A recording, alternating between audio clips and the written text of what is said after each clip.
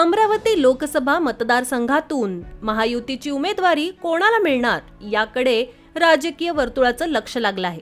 विद्यमान खासदार नवनीत राणांना पुन्हा उमेदवारी मिळणार का? त्या हाती कमळ घेणार का याची चर्चा गेल्या अनेक दिवसांपासून सुरू आहे. राणा यांच्या जात प्रमाणपत्राचा निकाल लवकरच लागेल. 1 एप्रिलला हा निकाल लागेल. त्यांच्या बाजूने निकाल लागल्यास 2 एप्रिलला राणा यांना भाजपकडून उमेदवारी घोषित केली जाईल. निकाल विरोधात गेल्यास भाजपनं प्लॅन बी तयार ठेवला आहे. नवनीत राणा यांच्या जात प्रमाणपत्राचं प्रकरण न्यायप्रविष्ट आहे.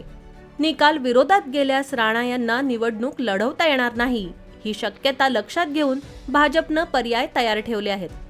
प्रसिद्ध उद्योजिका कल्पना सरोज यांच्या नावाचा विचार सुरू आहे. त्या मूळच्या अकोला जिल्ह्यातील आहेत.